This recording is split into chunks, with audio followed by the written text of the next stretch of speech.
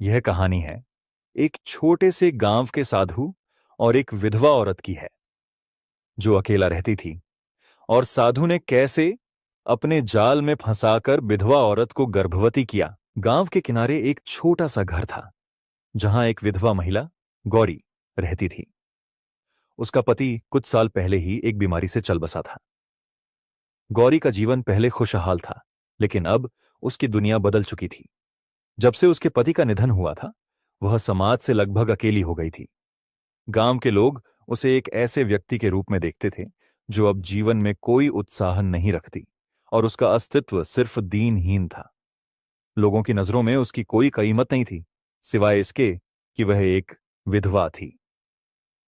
समाज ने उसे संयम और त्याग की मूर्त रूप मान लिया था, और वह इस भेदी दृष्टिकोण से न केवल तंग थी, बल्कि अपने भीतर उभरती इच्छाओं और भावनाओं को दबाने पर मजबूर हो गई थी। गौरी के दिल में एक गहरी तन्हाई थी जिसे वह शब्दों में नहीं व्यक्त कर सकती थी। वह समझ नहीं पाती थी कि अगर वह एक महिला है तो उसकी इच्छाएं क्यों गलत हैं। क्या उसकी भी कोई भावनाएं और आत्मीयता हो सकती है? क्या वह भी प्रेम और आकर्षण का अनुभव कर सकती है, या फिर उसकी आत्मा और शरीर को केवल त्याग और संयम का पालन करना चाहिए? इन सवालों के बीच गौरी का जीवन एक भारी आंतरिक संघर्ष बन गया था। गांव के पास एक प्राचीन मंदिर था जो सदियों पुराना था। मंदिर की दीवारों पर बहुत सी कहानियां और चित्र उकेरे गए थे जो उस समय के विभिन्न संतों और महात्माओं की जीवन गाथाएं दिखाते थे। वहां स्वामी अनिरुद्ध नामक एक साधु महाराज रहते थे। स्वामी जी को गांव वाले एक आदर्श और अत्यंत संयमी व्यक्ति मानते थे। उनका जीवन हर दृष्टि से आदर्श था: त्याग, तपस्या और मौन। वे गांव के लोगों को हर दिन प्रवचन देते थे, जहां वे जीवन के उद्देश्यों, दुखों और संयम की बातें करते थे। वे हमेशा यह सिखाते थे कि सांसारिक इच्छाएं और मोह आत्मिक उन्नति में विघ्न डालते हैं और हमें संयम की राह अपनानी चाहिए। गौरी ने कई बार सुना था कि स्वामी अनिरुद्ध के प्रवचन सुनने से जीवन की बहुत सी उलझनों को हल किया जा सकता है। एक दिन वह अपने मन की उथल पुथल को शांत करने के लिए मंदिर गई। उसकी उम्मीद थी कि शायद स्वामी जी के शब्दों में उसे कोई शांति मिल सके। वह वहां बैठी और ध्यान से स्वामी जी की बातों को सुना। स्वामी जी की बातें उसके दिल में गहरी उतर रही थीं, लेकिन साथ ही उसने यह भी महसूस किया कि कहीं न कहीं उसकी आत्मा में एक खालीपन था जिसे केवल शांति और संयम से नहीं भर सकता था। गौरी को एक दिन स्वामी अनिरुद्ध से व्यक्तिगत रूप से बात करने का अवसर मिला। स्वामी जी ने उसकी आंखों में गहरी सोच और उदासी को देखा और उसे पास बुलाया। गौरी, तुम दिन प्रतिदिन यहां आती हो, लेकिन क्या तुमने कभी अपने दिल की आवाज को सुना है? स्वामी जी ने पूछा। गौरी थोड़ी चौंकी, फिर धीरे से बोली, महाराज, मैं एक विधवा हूं, और समाज में एक जगह पाने के लिए मुझे अपनी इच्छाओं और भावनाओं को नकारना पड़ता है। लोग मुझे त्याग और संयम की मूर्ति मानते हैं, लेकिन कभी कभी मुझे लगता है कि क्या हमारे भीतर कोई इच्छाएं और भावनाएं नहीं हो सकती? क्या यह पाप है? स्वामी अनिरुद्ध कुछ देर चुप रहे। उनके चेहरे पर गंभीरता थी। फिर उन्होंने उत्तर दिया, इच्छाएं मानवता का हिस्सा है। संयम तब जरूरी होता है जब हमें अपनी इच्छाओं पर नियंत्रण रखने की आवश्यकता होती है। हम संसार से जितना मोह छोड़ते हैं, उतना ही आत्मिक उन्नति की ओर बढ़ते हैं। लेकिन इसका यह अर्थ नहीं कि हमारी हर भावना गलत है।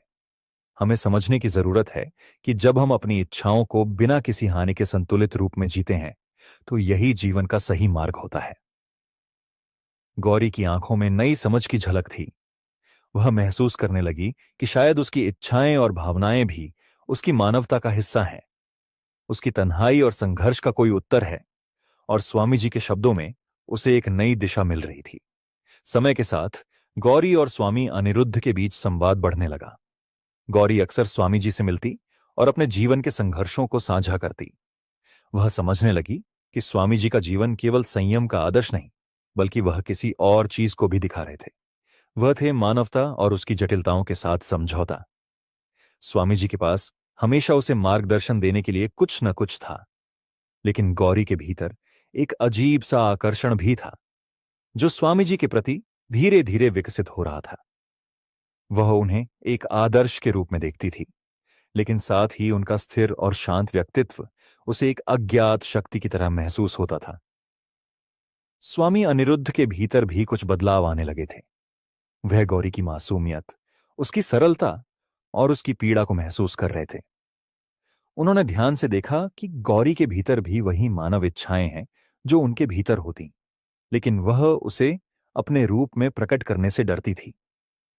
इस अंतरात्मिक संघर्ष ने स्वामी जी को कई बार उलझन में डाल दिया। एक दिन गांव में तेज बारिश हो रही थी। गौरी मंदिर में अकेली बैठी थी और स्वामी अनिरुद्ध ने देखा कि वह ठंडी से कांप रही थी।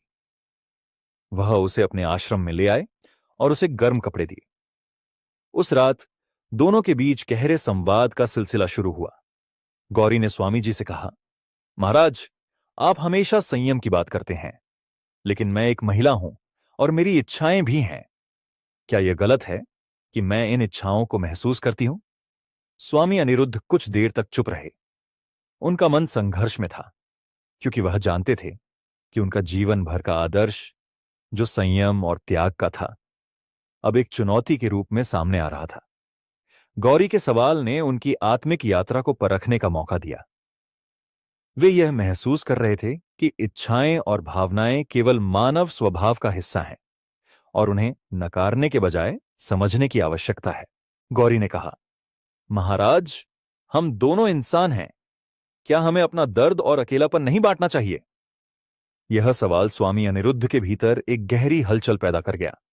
वह यह समझने लगे कि संयम केवल एक बाहरी आदर्श नहीं हो सकता, बल्कि यह आंतरिक संतुलन की बात है। अगले दिन स्वामी अनिरुद्ध ने गौरी से कहा, गौरी, जो हुआ वह स्वाभाविक था, लेकिन मुझे अपने मार्ग पर लौटना होगा। मैं एक साधु हूं और मुझे समाज और धर्म के प्रति अपने कर्तव्यों को निभाना है। मैं तुम्हारी भावनाओं को समझता हूं, लेकिन मुझे अपने मार्ग पर वापस लौटना होगा।